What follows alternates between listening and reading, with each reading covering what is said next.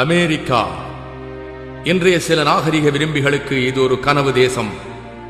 ஆனால் அமைதியையும் பாதுகாப்பையும் சுதந்திரத்தையும் விரும்பும் மக்களுக்கு கனவிலும் அச்சமளிக்கும் தேசம் இது.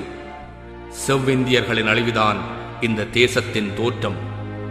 இவர்களுக்கு அடிபணியாத உலக மக்களின் இரத்தம்தான் இதனுடைய வளர்ச்சி. அதிகார, பண, இனவரிகளை உள்ளடக்கிய இந்த ஐக்கிய அமெரிக்கா அதனுடைய வரலாற்றில் அதிசயமாக மனிதர்களையும் பிறப்பிக்கின்றது. ஆபிரகாம் லிங்கனை போல, மார்ட்டின் லூதர் கிங்கை போல அந்த மனிதர்களின் முடிவுகள் கூட குண்டுகளில் தான் எழுதப்படுகிறது. கடந்த நூற்றாண்டு முழுவதும் 50 போர்களுக்கு மேல் நடாத்தியிருக்கிறார்கள்.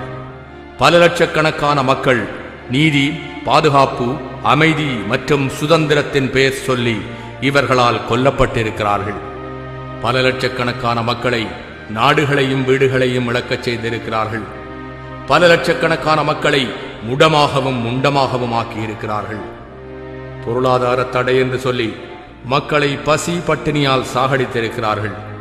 தங்களுடைய ஆயுதக் கடைகளின் கல்லாவை நிரப்புவதற்கு நாடுகளின் மத்தியில் சண்டைகளை முட்டும் நரித்தனத்தை நாசூக்காக செய்வார்கள் இவர்கள். தங்களுக்கு வேண்டப்படாத உலகத் தலைவர்களின் உயிரை எடுப்பதற்கு இவர்களது உளவு அமைப்புகள் பயன்படுத்தப்படும். நாடுகளின் எல்லா வளங்களையும் சுரண்டுவார்கள். அவர்களுக்கு ஒத்துழைத்தவர்கள் ஜனநாயகவாதிகள், எதிர்த்தவர்கள் பயங்கரவாதிகள். அநீதியினால் கொல்லப்பட்டவர்களை விட அமெரிக்காவினால் கொல்லப்பட்டவர்கள்தான் அதிகம். 2003ஆம் ஆண்டு மார்ச் மாதம் 11ஆம் தேதி சொல்லப்பட்ட ஒரே ஒரு பொய் 7 லட்சத்துக்கு மேற்பட்ட அப்பாவி மக்களை படுகொலை செய்திருக்கிறது.